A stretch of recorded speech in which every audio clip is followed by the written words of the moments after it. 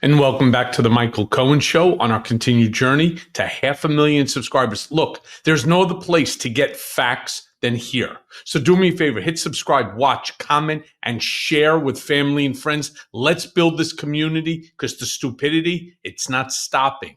Now, Karoline Leavitt was back this afternoon giving a press conference where she actually revealed that Trump does have some medical issues. She explained that after a physical from his doctor, Trump's swelling in his legs, something that has been talked about and noticed by various different journalists and photographers, that there was some swelling in his legs. It's diagnosed as chronic venous insufficiency. Play the clip. Back to your letter that you read at the beginning. Sure. The president, you said mild swelling in his legs. Is it causing him any discomfort? How are you treating it? Nope. No discomfort from the president at all. And you probably all see that on a day-to-day basis. He's working around the clock. As for the treatments, I can defer to the president's physician, and we'll get you this letter. I think it will answer all your questions. Yeah. So let me then further tell you that Leavitt also explained the reasoning for the bruising on the back of his hands. Again, a photographer actually took a photo of his hand. There was some pretty significant bruising that they tried to cover up with some base makeup or something like that, which of course triggered the internet to explode. Karoline explains it. Play the clip. Additionally, recent photos of the president have shown minor bruising on the back of his hand. This is consistent with minor soft tissue irritation from frequent handshaking and the use of aspirin, which is taken as part of a standard cardiovascular prevention regimen. This is a well-known and benign side effect of aspirin therapy. And the president remains in excellent health, which I think all of you witness on a daily basis here. So the president... Let me be very clear. What she's saying is a gross misstatement. Now, I'm not a doctor, so I'm not going to opine on Trump's condition. The reason why I have knowledge is because I actually suffer from the same identical condition, but worse.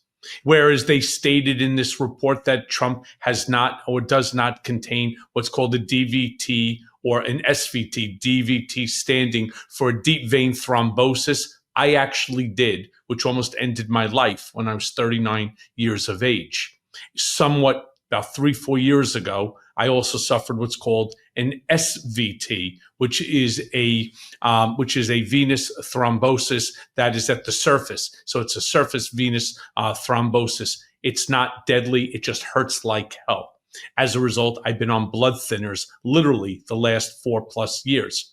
I don't have bruising on the back of my hands. So this nonsense about aspirins and therapy and regimen and so on, it's just not true. There's something else that's there. But then again, is anybody expecting, other than maybe stupid me, releasing information that is technically HIPAA guarded? And the answer is no. But he is the president of the United States. Now, turning to, of course, the hot topic of the week, reporter asked Karoline if Trump knows what's in the Epstein files that are supposed to be released. Play the clip. Thank you, Karoline. 2 questions. So the first is that President Trump said that the Attorney General only gave him a brief overview of what was in these Epstein files. Does he have knowledge or an understanding of what is in the files related to Epstein that have not been released? Not to my knowledge, and that's a question for the Attorney General, as I said, and the President has told the Attorney General if they have any more credible evidence, they should release it. Is that evidence, would she have to run that by the President before she released it? I don't think so. He said if she has any more credible evidence, she should release it. Yeah. Karoline also ignored a question about Trump potentially pardoning Ghislaine Maxwell. Play that clip. And then Karoline, one more on. Elizabeth, will the president consider pardoning Ghislaine Maxwell if the Epstein case is a hoax? Okay, I'll start off with the president said last week he would not be getting involved. Yeah, I mean, completely ignoring. She does want to hear. By the way, what Elizabeth should have done is say, you know what? It's a great question. Let me ask it. Is Trump contemplating on pardoning at any point in time Ghislaine Maxwell? Now, let me just tell you, as somebody who knows the man very well, he's not going to do it now. Too much heat. But does that mean he won't do it on his way out? And then again, that assumes that there is a time that he's going to leave in 2028 and not run again. So who knows? All I do know is that Ghislaine Maxwell got a 20-year sentence. If in fact she had any real information, she would have used it within which to reduce or to avoid jail or prison at all costs. Meanwhile, a Fox reporter asked Karoline, what part of the Epstein case is a hoax? We keep hearing this over and over and over again from Trump and this administration, that the whole Epstein thing, the whole hoax, it's not. Play the clip. Thank you, Caroline. There's been a lot of discussion about the Epstein files and the president's comments yesterday calling it a hoax. Can you clarify which part of the Epstein hoax is the hoax part? The president is referring to the fact that Democrats have now seized on this as if they ever wanted transparency when it comes to Jeffrey Epstein, which is an asinine suggestion for any Democrat to make. The Democrats had control of this building, the White House, for 4 years, and they didn't do a dang thing when it came to transparency in regards to Jeffrey Epstein and his heinous crimes. It was this president who directed the Department of Justice and the Attorney General to do an exhaustive review of all files related to Jeffrey Epstein, which they did. Okay, which they did, and they are not releasing. It was actually the Trump campaign that campaigned, as did so many other Republicans, on this topic, that the Democrats are involved in this cabal of child sex trafficking. So, yeah, I get it. Meanwhile, it's only the Democrats that are asking or looking to get Congress to pass a resolution to release the files, which, by the way, not a single Republican voted for.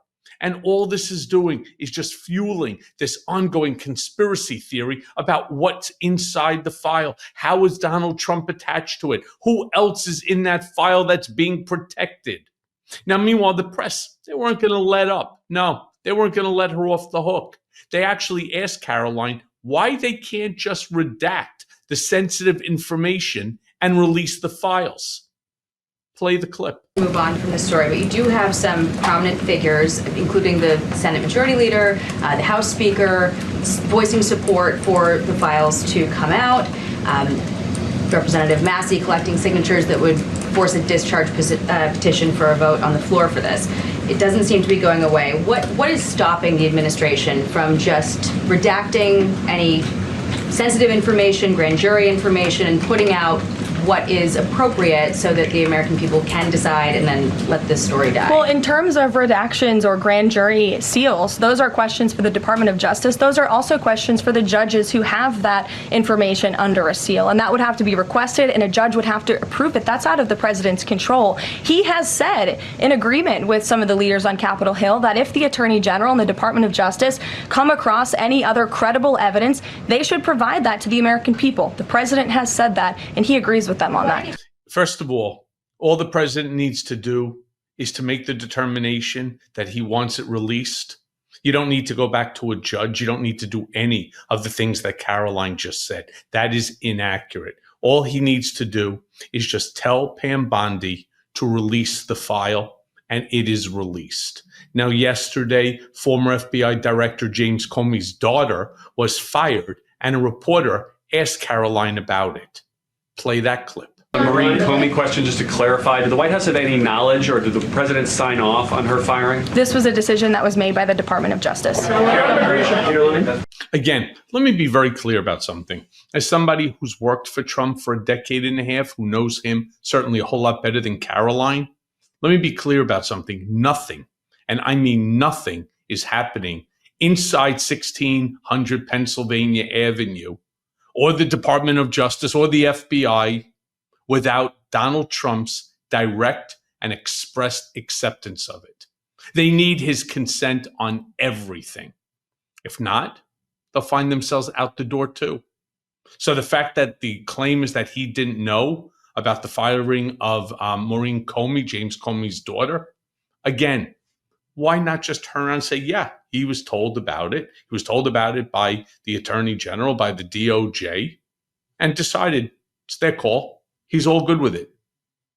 Well, it's not what they ended up doing. They also then asked questions about tariffs and inflation. Karoline spoke about a potential deal with Canada. Play that clip. Last month, the Canadian Prime Minister said the president had agreed to a July 21st deadline to sort of work towards a trade agreement. That's 4 days from now. Could there be a trade agreement with Canada in 4 days? Well, look, we'll see. The trade team continues to be very active in our conversations and discussions with Canada. The president himself has said, unfortunately, our neighbors to the north have been pretty difficult to deal with when it comes to matters on trade. But in trade, generally speaking, as you know, 25 countries have received letters thus far from the president directly with his big, beautiful signature on them, from Japan to Korea, South Africa, Kazakhstan, Malaysia, just a few countries, and Canada also received a letter for 35%. With that said, if countries want to have legitimate further discussions, the Trump administration and the president's trade team are willing to have further talks. But these letters these countries have been receiving are the deals. And as the president has said, those deals will be made. They are tailor-made to each and every country based on the United States' concerns and what's in the best interest of the American worker and the American people. Charlie, go ahead. Wow. I mean, bullshit Barbie is on full display today, because let me be very clear. All right. I've never actually worked on a trade deal in my entire life. I've seen them. A trade deal is not a letter.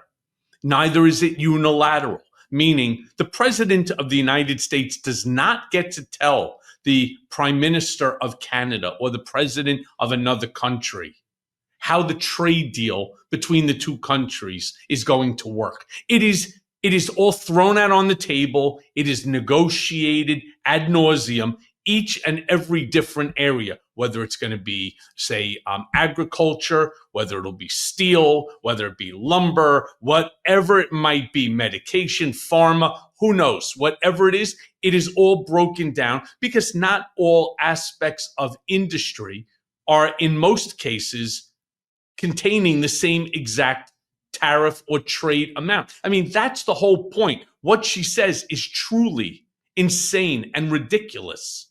Now, reporter asked about deals now with Russia. Play that clip.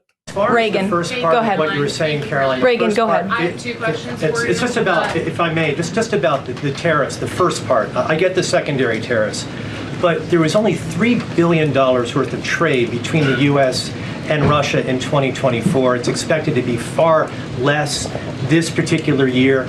On April the 2nd, both you and the Treasury Secretary said it's not necessary to apply any tariffs on Russia. You said that because of the lack of trade, it precludes, that was the word you used, any need for tariffs. Why now, and why do you think that that would make them cave and come to some sort of peace agreement as it relates to Ukraine? $3 billion is still a lot of money, John, and it's not just tariffs, it's the secondary sanctions as well that will be implemented in 50 days. Reagan. Thanks, Caroline. I have two questions. Yeah, $3 billion is a lot if it's to an individual, to one person, one family. It's a lot of money. But compare that to the $27 trillion GDP of the United States. It can only be described, bullshit Barbie, as smaller than a pimple on an elephant's ass. Now, finally, a reporter tried to debunk a story that Trump made up earlier this week about his uncle, who was a professor over at MIT, and the Unabomber. No, seriously, Kaczynski, the Unabomber. Karoline seemed awfully offended. Play the clip. So on Tuesday, the president told a very detailed story about his uncle, noted scientist John Trump, and Theodore Kaczynski, the late Unabomber. He said that Dr. Trump taught Ted Kaczynski. Ted Kaczynski was not identified as the Unabomber until 1996, 11 years after John Trump passed away. It would have been impossible for John Trump to have ever discussed the Unabomber with the president. So what was he talking about? And I have one follow-up. Andrew, with so many issues going on in the world, I'm a little bit surprised you would ask such a question, although I'm not sometimes coming from you, I will say, but I'm willing to give you an answer. Nevertheless, the president's uncle did, in fact, teach at MIT. He was a very intelligent professor. The president's very proud of his family. In fact, the president has a letter from his uncle on the MIT letterhead that sits in the Oval Office dining room. Maybe we'll let you see it sometime. Unbelievable. Look, let me be very clear. This is exactly what we need to put an end to. Okay? It's this ongoing, continuous lying day in and day out. It's exhausting.